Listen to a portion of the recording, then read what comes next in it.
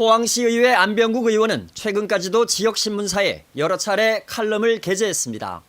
그런데 이 글의 실제 작성자는 안 의원이 아니라 포항시의회 소속의 계약직 직원입니다.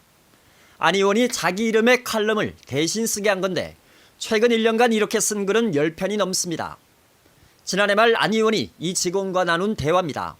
자기가 다니는 대학원의 영어 과제물을 대신하게 한 뒤 아침 일찍부터 재촉하는 내용입니다. 과제물은 안 의원 이름으로 작성돼 메일로 전달됐습니다. 여러 번 전화 오시거나 확인차 이렇게 연락 오시면 그때부터 마음이 무거워지고 부담되고, 근데 이거는 본인의 업무가 아닌데 또 해야 되고 하니까. 안 의원은 자신의 박사 논문 발표장에도 이 직원을 불러내 다과를 준비하게 하는 등 행사 도우미를 시켰습니다.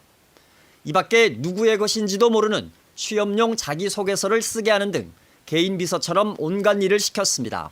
의원님이시고 해가지고 거절은 하기가 어렵고 다 이렇게 일을 하는가 보다라고 생각했어요. 여기가 처음이다 보니까. 안 의원은 직장 내 괴롭힘 행위의 가해자로 신고되자 곧바로 언론사에 사과 입장문을 냈습니다.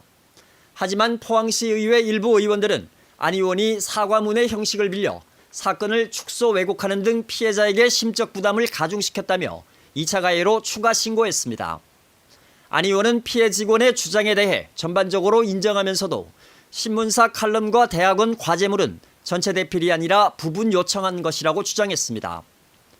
포항시 의회는 안 의원 등을 상대로 사건 조사에 착수했고 직장 내 괴롭힘 행위가 인정되면 안 의원을 윤리특별위원회에 회부할 방침입니다.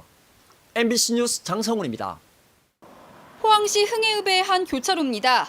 크고 작은 유리 조각들이 도로 위에 흩어져 있습니다. 손바닥만한 크기로 부서진 이런 자동차 파편들도 여기저기에 떨어져 있습니다.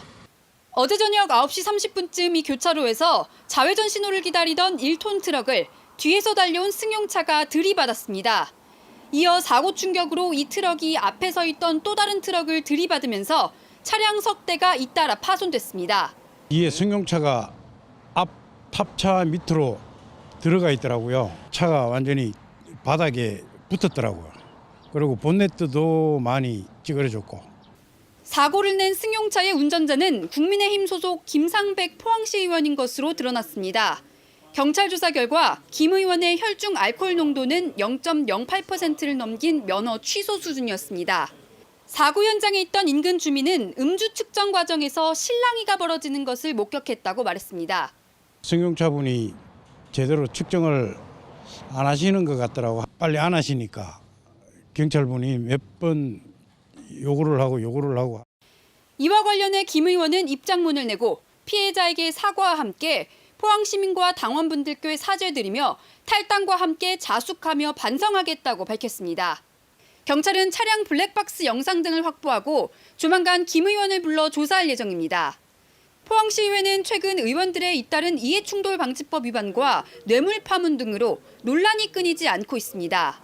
올해 1월 발표된 국민권익위원회의 지방의회 청렴도 조사에선 포항시의회는 최하위인 5등급을 받았습니다. MBC 뉴스 박성아입니다. 포항시의회 도시건설위원장인 조민성 의원이 최근까지 대표였던 차량 정비업소입니다. 이달 초 발행한 신용카드 결제 명세서에도 대표로 기재되어 있습니다. 업소에는 조 의원의 지역구 사무실이라는 현수막까지 걸려 있습니다. 이 정비업소에 대한 단속 업무는 포항시 교통지원과에서 하고 교통지원과는 조 의원이 위원장인 도시건설위원회 소관 부서입니다. 이럴 경우 조 의원은 자신을 사적 이해관계자로 신고하고 위원장직은 물론 상임위원회 선임도 회피해야 합니다. 하지만 조 의원은 지난해 7월 도시건설위원장으로 선출돼 지금까지 1년 넘게 직무를 유지하고 있습니다. 조 의원은 5년 전부터 업소 운영을 처남에게 넘기고 완전히 손을 뗐다며 이후 사업자 대표 명의를 변경하지 않은 것뿐이라고 주장합니다. 그 안 한 지가 5년 넘었습니다. 사업자만 돼 있는데 변경하는 시간이 좀 걸렸다는 말씀 드리고. 하지만 포항시의 예산 집행 과정에서 조 의원과의 사적 이해관계를 의심할 만한 정황이 드러났습니다. 포항시 관용 차량의 정비료 지출 내역입니다. 이해충돌 방지법이 시행된 지난해 5월 이후 조 의원의 정비업소에서 이루어진 카드 결제는 모두 50건, 금액은 500만 원이 넘습니다.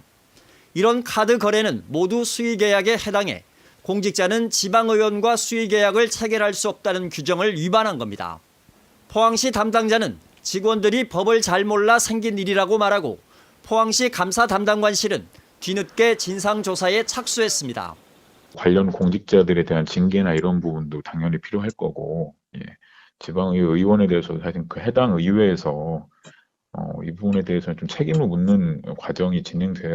조 의원은 취재가 시작되자 차량 정비업소의 대표자 명의를 처남으로 변경했다고 알려왔습니다. 포항시의회는 조 의원의 상임위원장 직무와 관련해 잘못을 인정하고 전체 시의원을 대상으로 이해충돌 여부 조사를 확대하겠다고 밝혔습니다. 큰 것만 이래 보고 깊이는 못 들어가는 게 그게 좀 아쉬운 거죠. 앞으로는 이제 좀 그걸 저희 직원들 식에서 의원 하나하나 관련된 거를 한번 체크를 한번 해봐야 되겠네, 그죠? 포항시 의회에서는 지난 9월에도 김성조 의원이 포항시청 공무원인 자녀와의 이해충돌 관계를 기피하지 않아 논란을 빚다가 최근 소속 상임위가 변경됐습니다. MBC 뉴스 장성훈입니다.